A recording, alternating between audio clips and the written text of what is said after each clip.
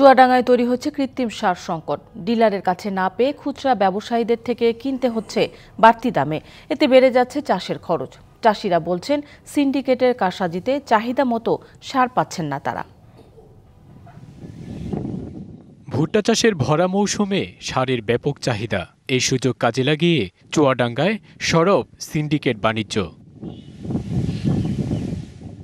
ভর্তুকি মূল্যে সারের জন্য ইউনিয়ন পর্যায়ের বিসিআইসি ডিলারদের কাছে ধর্ণা দিচ্ছেন কৃষক, কিন্তু তাদের কাছে মিলছে না চাহিদা মতো সার। খুচরা বিক্রেতাদের কাছে ঠিকই পাওয়া যাচ্ছে, তবে তাদের কাছ থেকে নিতে গুনতে হচ্ছে বস্তা প্রতি ৩০০ থেকে ৪০০ টাকা বেশি। আমার এখন দরকার ৪ বস্তা, ওই দেবেন 20 কেজি, আবার আর একদিন ফের 20 কেজি আমার হয় না, ওই জন্য আবার বেশি দামে কিনতে হচ্ছে। খুচরা বাজারে গেলে টাকা বেশি নিচ্ছে, সার পাওয়া যাচ্ছে, কিন্তু ডিলারে যে সার দিচ্ছে না। তো আমাদের 10 কেজি 15 কেজি 12 কেজি এরকম সার দিচ্ছে, আমাদের তো চাহিদা মিটছে না। এর পেছনে সক্রিয় অসাধু সিন্ডিকেট। 1000 টাকা বস্তা, সে সার নিয়েছে 1300 টাকা বস্তা।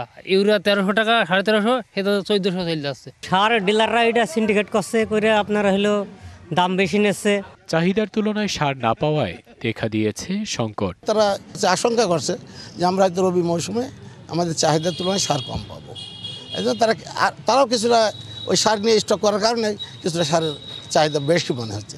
সরবরাহ স্বাভাবিক রাখতে নিয়মিত তদারকির কথা বলছেন কৃষি কর্মকর্তা। প্রত্যেকটা ডিলারের ঘরেই সার রাখার ব্যবস্থা করছি।